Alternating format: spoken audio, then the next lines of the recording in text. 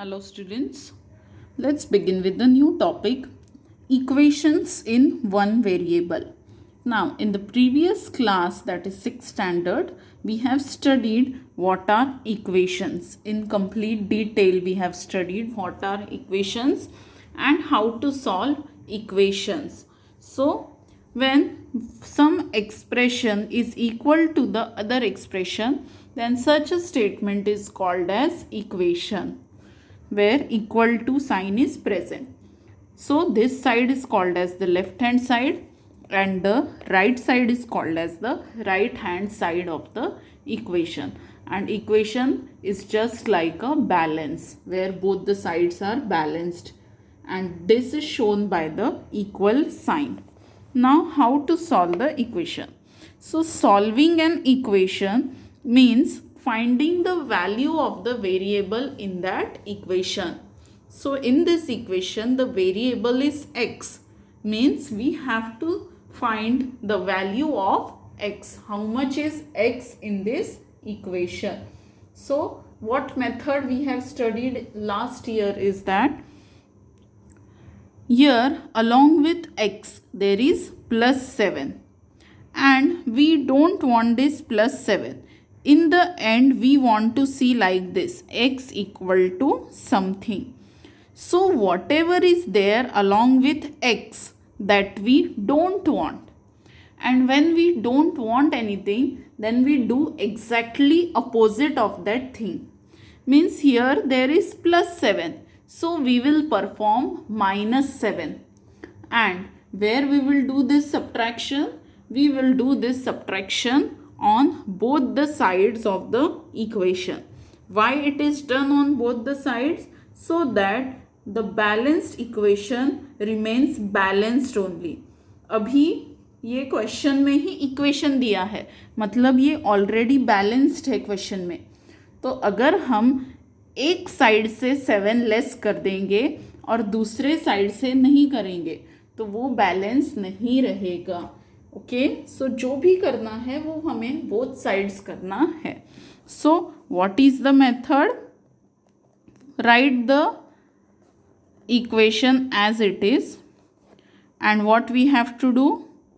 Subtract 7 from both sides. Subtract 7 from both the sides.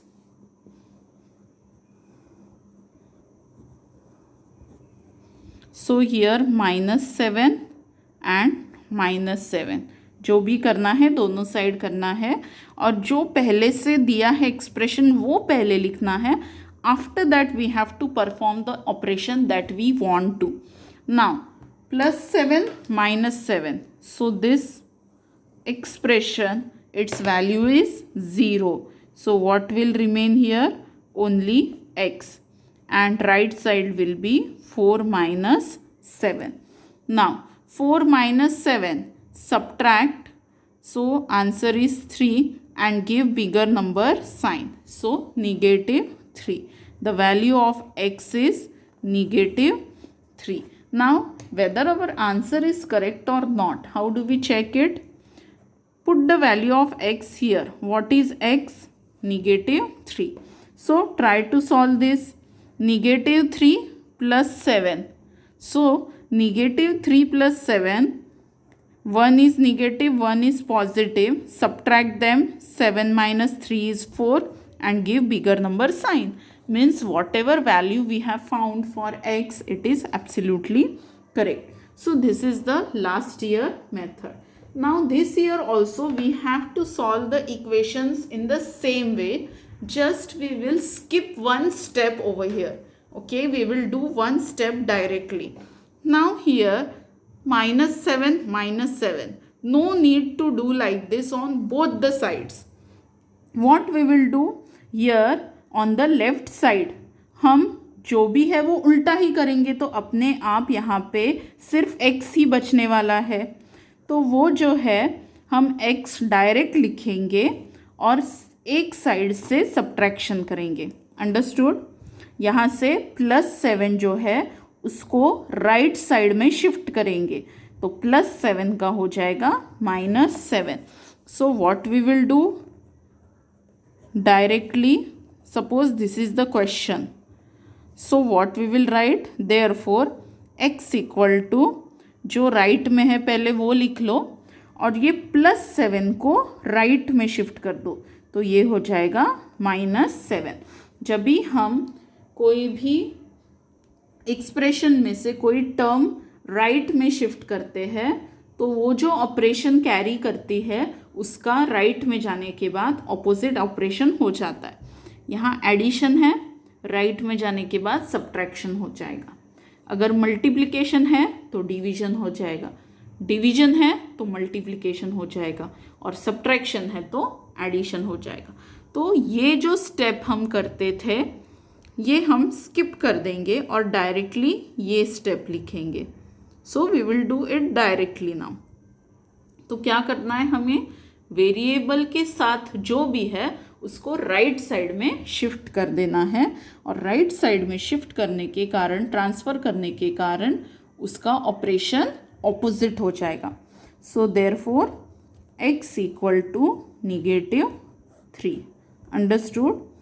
ये करने के बाद भी इवेंचुअली यही मिलने वाला है, तो क्यों ना यही डायरेक्टली लिखा जाए। Understood? Now the second one, 4p equal to 12। Now here no sign is there means there is multiplication. It is actually 4 multiplied by p. तो हमें p की वैल्यू फाइंड करनी है, इसलिए p के साथ जो भी है उसको राइट में शिफ्ट करेंगे। तो यहाँ p के साथ 4 है मल्टीप्लिकेशन में, तो राइट में शिफ्ट करने के बाद वो 4 कहाँ चले जाएगा? डिवीजन में। Understood? If we follow the last year method then we will write divide by 4 on both the sides, then we will get like this, 4p equal to 12, divide by 4, divide by 4, पर ये 4 cancel होके 1 बचने वाला है, and 1p means what? only p, and 12 upon 4, तो ये हम direct करेंगे। Understood? Now 12 divided by 4 is 3, therefore p equal to 3। Now check the answer, p की जगह 3 रख के देखो क्वेश्चन में। So 4 into 3 12, it is correct. Now the third one, m -5 equal to 4। So whatever is there with the variable shift it on the right side. पर right side में shift करते वक्त जो पहले से राइट साइड में है वो पहले लिखना है, और उसके आगे जो हम शिफ्ट कर रहे हैं वो लिखना है। So -5 will become +5, and on left side only m will remain. So therefore m equal to 9।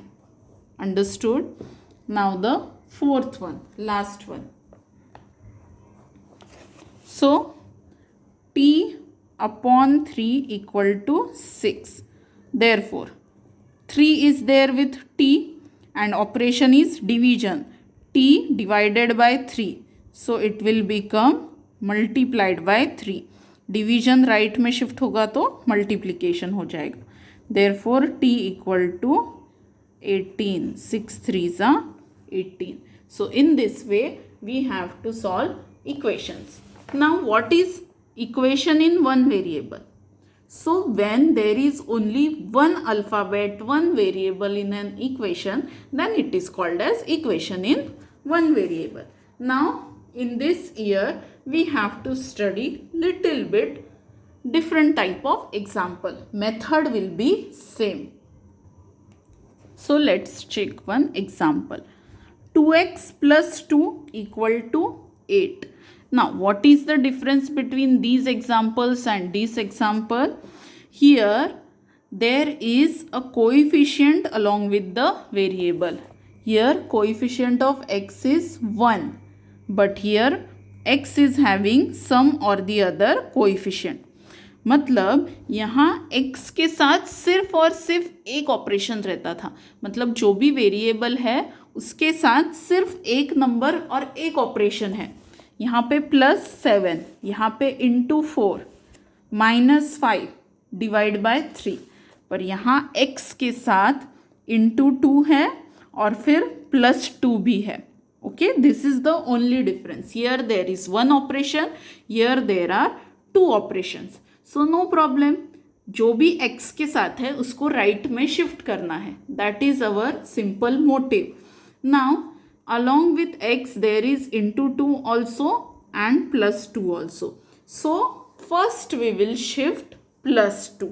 Understood? Always remember that when multiplication and addition or multiplication and subtraction is there, तो ये जो plus minus वाली चीज़ें हैं ये पहले shift करेंगे. Okay, so what we will get, 2x equal to 8 - 2. +2 को राइट में शिफ्ट किया तो राइट में 8 था पहले से, इसलिए पहले 8 लिखना और फिर +2 राइट में शिफ्ट होने के कारण हो जाएगा -2. तो +2 शिफ्ट हो गया. अब लेफ्ट में कौन बचा, सिर्फ 2x. Now therefore 2x equal to 8 - 2 means 6. अब ये ऐसा एक्सप्रेशन हम इजीली सॉल्व कर सकते हैं. Just now we have done. तो अब किसको शिफ्ट करेंगे, 2 को. Here there is multiplication sign, so after shifting we will get a division. So upon 2. Therefore x equal to 6 divided by 2 means 3. So x is 3. Understood? So whenever multiplication and addition और multiplication and subtraction is there, then multiplication को last में solve करना है. पहले ये +2 को shift करना है. Now one more example we will take. 3x - 5 equal to x - 17. Now this is little bit more different. Let's see how to solve such type of example. In this example, there is variable present on the both the sides. Left में भी x है और right में भी x है. So what we will do? We will bring all the variables on one side and all the integers on one side. सारे variables को एक साइड इकट्ठा करना है और सारे इंटीजर्स को एक साइड. सो हमेशा छोटे कोएफिशिएंट वाला वेरिएबल को बड़े कोएफिशिएंट वाले वेरिएबल के पास लेकर जाना है. सो 3x - 5, ये x कैसा है, पॉजिटिव है, मतलब प्लस है, तो यहाँ आने के बाद ये हो जाएगा -x. और क्या बचा फिर यहाँ पे, -17. इस x को हमने लेफ्ट में शिफ्ट कर दिया क्योंकि हमें वेरिएबल एक साथ रखना है और इंटीजर एक साथ रखना है. सो 3x - x, ये -x इक्वल टू -17 और ये -5 शिफ्ट होने के बाद क्या होगा, +5. -5 का क्या हो जाएगा, +5. तो ये देखो variables are on the same side and integers are on the same side. Now solve this. 3x - x is 2x. -17 + 5 is -12. Subtract them and give bigger number sign. Now shift 2 on the right side. So multiplication will become division. So therefore x equal to -6. 12 divided by 2 is 6 and negative divided by positive is negative. So the value of x is -6. So what we have to remember? When there are variables on both the side, then bring the variables on one side and integers on the other side. दूसरी बात, छोटे coefficient वाले variable को बड़े coefficient वाले variable के side में लेकर जाना पड़ता है. Understood? Now let's see 2 more examples, word problems. The length of a rectangle is 1 centimeter more than twice its breadth. Now this is little bit complicated. Length कितनी है? 1 सेंटीमीटर मोर than twice its breadth. तो breadth के form में length को लिखा है, तो मतलब ब्रेड्थ को हमें एक अल्फ़ाबेट लेना पड़ेगा. Suppose x. Let the breadth of the rectangle be x. अब उल्टा पढ़ेंगे. Twice breadth. ट्वाइस ब्रेड्थ मतलब 2 टाइम्स x, मतलब 2 इंटू एक्स. तो ये जो ट्वाइस ब्रेड्थ है, इससे 1 centimetre more is the length. So more means addition. तो ये जो ट्वाइस द ब्रेड्थ है, इससे एक ज़्यादा है हमारी length. So this is our length. So breadth of the rectangle is x and length of the rectangle is 2x plus 1. ये 2x plus 1 कहाँ से आया? Length is 1 more means addition and twice the breadth मतलब breadth को 2 से multiply करना. So find the if the perimeter of the rectangle is 50, find its length. Perimeter कितना दिया है? 50. सो सबसे पहले हम फॉर्मूला लिखेंगे. What is the perimeter formula? 2 into length plus 2 into breadth equal to perimeter of rectangle. Now how much is length?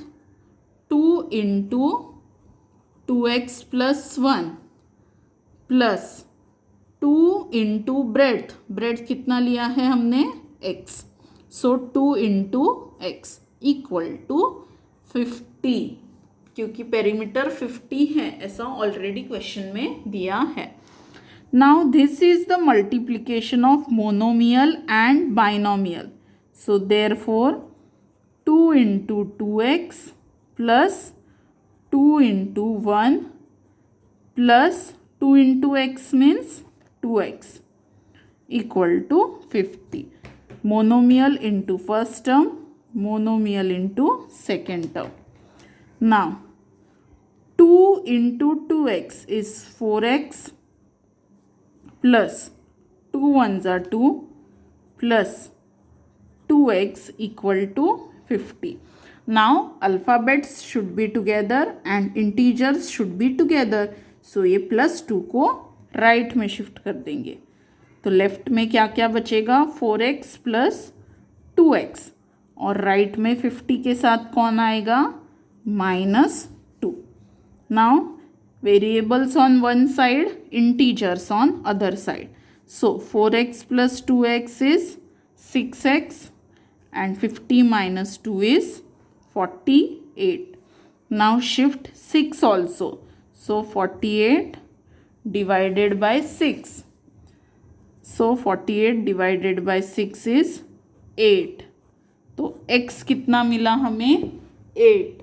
मतलब breadth है हमारी 8 सेंटीमीटर. क्योंकि x हमने ब्रेड्थ के लिए लिया था, पर हमें निकालने के लिए बोला है length. So therefore length is how much? Length equal to 2x plus 1. क्योंकि लेंथ कितना था? 1 more than twice the breadth. Now 2x means 2 into 8 plus 1, क्योंकि x कितना आया है? 8. Now multiplication and addition both are there. So first we will solve multiplication. 2 8s are 16 plus 1. So length is 17 centimeter. Therefore length is 17 centimeter. Understood how to solve the equations in one variable? Now let's take one last example, solved example.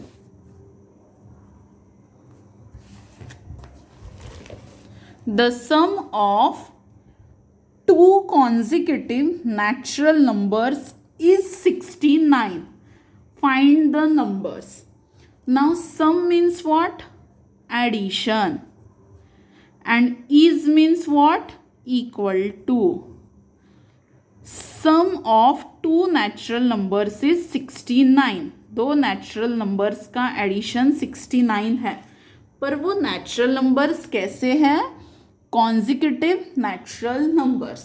Now consecutive means what? One after the other, एक के पीछे एक आने वाले natural numbers. तो एक natural number समझो 2 है, तो उसका कॉन्जिक्यूटिव नेचुरल नंबर क्या रहेगा? 3. तो ये 3 हमें कैसे मिला? 2 + 1 करके मिला 3. अगर एक नेचुरल नंबर 10 है तो उसका कॉन्जिक्यूटिव कौन रहेगा? 11. 11 हमें कैसे मिला? 10 + 1 is 11. In the same way we can take many example. 21, 22, 86, 87, ये सारे कॉन्जिक्यूटिव नंबर्स हैं. तो कॉन्जिक्यूटिव नंबर कैसे मिलता है? जब प्रीवियस नंबर में हम 1 ऐड करते हैं. तो यहाँ पे हमें 2 नेचुरल नंबर्स लेने हैं. तो उनमें से अगर हमने एक नेचुरल नंबर को x ले लिया तो दूसरा वाला क्या रहेगा? x + 1. और ऐसे 2 नेचुरल नंबर्स का सम कितना है? 69. So one natural number is x + 1 is 69. Now bracket will open directly because plus sign is there. Then x + x is 2x. Now +1 को शिफ्ट किया तो क्या हो गया? -1. और +1 को शिफ्ट करने के कारण लेफ्ट में बचेगा only 2x. Now 69 - 1 is 68. Now shift 2. So what will become? 68 upon 2. So 2 3s are 6, 2 4s are 8. So 34 means first natural number is 34. So what will be the second natural number? 34 + 1 means 35. So in this way we can frame the equations and then solve them by using the method. Understood? So what we have to remember? If a term is transposed from one side to the other of the equal sign in an equation, that term's sign must be changed. अगर हम कोई term equation के एक side से दूसरे side transfer करते हैं तो उसका साइन चेंज करना पड़ता है. This is the basic thing which you have to remember. Now practice set 36. So we will solve it in the next lecture. Okay. Thank you.